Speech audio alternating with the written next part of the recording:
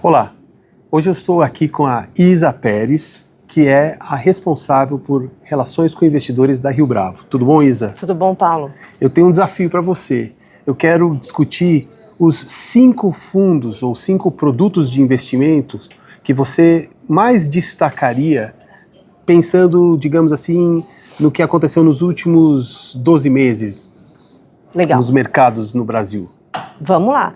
Acho que eu começaria pelo RBVA11. O que é o RBVA11? É o nosso Rio Bravo Renda Varejo, que é um fundo imobiliário, hoje é o maior fundo da casa. Então, é um fundo que tem quase ali 1.900 bi de ativo e praticamente 80 imóveis no patrimônio do fundo. Então, a gente está falando de um produto super diversificado que a gente construiu ao longo dos últimos anos e nos últimos 12 meses teve uma janela excepcional, assim, tanto de desempenho, né, no mercado, se você olhar a cotação, quanto mesmo nas realizações, as vendas de imóveis, os novos setores de atuação. Então, acho que é um belo destaque aqui. Eu até tive numa das lojas, né, na Avenida Paulista com a Pamplona, da Centauro, justamente mostrando o tipo de imóvel icônico da cidade que o RBVA gosta de carregar, né? Exatamente. Lá é um case nosso porque a gente fez toda essa costura para ter uma loja icônica num ponto excepcional, né? Então, a gente que foi lá, comprou o imóvel e colocou a Centauro, então foi uma operação totalmente casada, a gente não comprou a Centauro como tá lá. Então, essa é a nossa visão que a gente tem pro varejo de rua no Brasil e tem muito a ver com o que você sempre fala de ser uma casa de ativos reais, né? O que a gente quer é realmente mostrar o tijolo, que a renda do cotista vem de lá. Certo.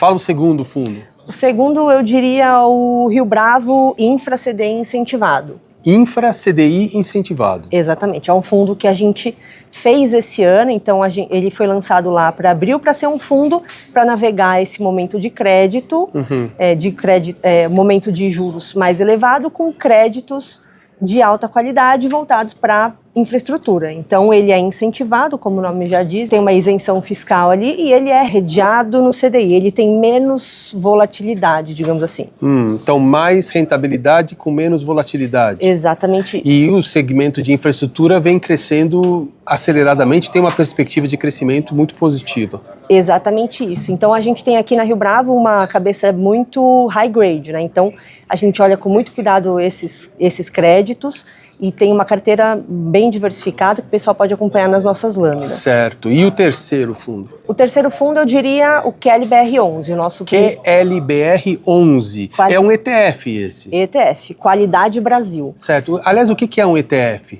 ETF é um fundo de índice, então ele é um fundo, uma cesta de ativos que segue ali um índice pré-determinado.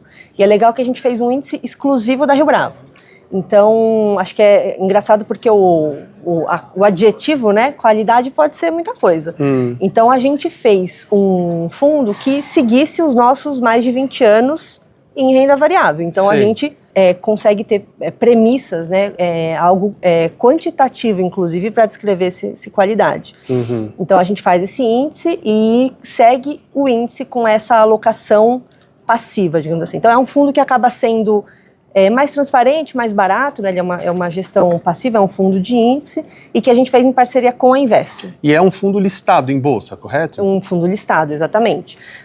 Você pode buscar na sua corretora, que é LBR11, e consegue fazer as alocações ali na hora, é uma liquidez, né, ali imediata em bolsa. Certo.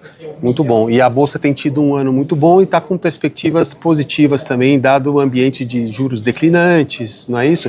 E um influxo também de capitais internacionais para a renda variável, uma revalorização dos ativos dos mercados emergentes. Acho que isso tudo deve ajudar esse veículo a se desenvolver. Exatamente. A gente tem visto essas notícias, né, da alta da Bolsa brasileira. Acho que é interessante que ele tem um recorte de qualidade. Então, a ideia é que ele seja mais resiliente até do que o restante do IBOV, né, de um índice que é um pouco até mais quantidade do que qualidade. Certo. Então, até se a gente olhar desde o lançamento, a gente lançou há mais ou menos uns 2 meses, ele já valorizou praticamente ali uns 15%, porque o ativo, o adjacente, né, que é de fato os papéis que estão dentro dessa cesta, eles estão numa crescente justamente por isso que você comentou. Tá certo. E o quarto fundo? O quarto, eu diria que é o nosso essencial, crédito privado essencial. A gente já tem um fundo de crédito crédito privado em casa, que é o nosso CP1, né? Então ele é um fundo de liquidez de um dia. A gente fez um fundo que é o CP30, que a gente chama que é o nosso crédito essencial. A ideia é que a gente tenha papéis também de ótima qualidade na carteira. É um fundo que é para ser...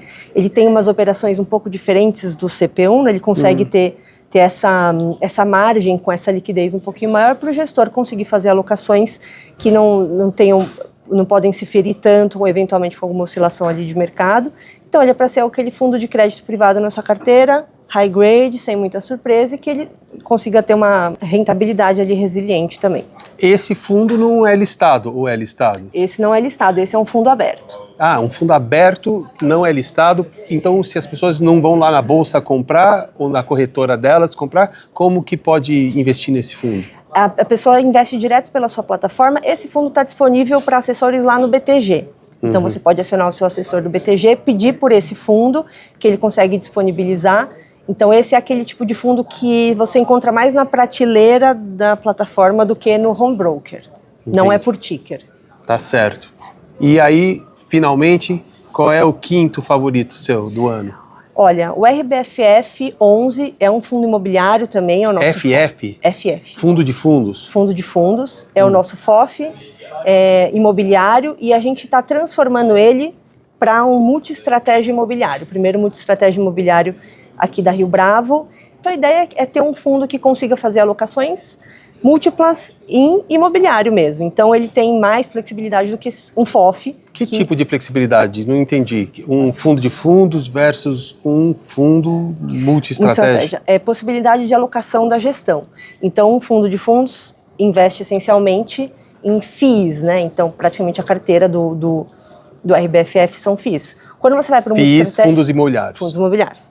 Quando você vai para o multi-estratégia, ele consegue alocar em tudo que tem um lastro imobiliário. Então, CRI direto, até imóvel direto, outros SPS imobiliárias. Então, você tem toda uma alocação, empresas, companhias de capital aberto que atuem no setor imobiliário. Entendi. Então, a ideia é a gente conseguir ter mais opções para gerar retornos. Então, se eu tenho mais opções de alocação, eu consigo ter mais arbitragem de preço, ter mais opções com o mercado para fazer investimentos que nem todo mundo está olhando. Entendi. Então, a gestão ativa, que é essencialmente o que a Rio Bravo paga para fazer aqui, ela ganha mais flexibilidade justamente para poder gerar mais retorno. Esse é o objetivo final aqui. Ele acaba sendo uma modernização, né? O mercado está saindo um pouco mais dessa visão de FOF mais restrita para ter uma visão de alocação com mais opções, né? Para que o gestor consiga ter essa margem aqui para buscar, né, o famoso alfa que a gente chama, que é esse retorno por cotista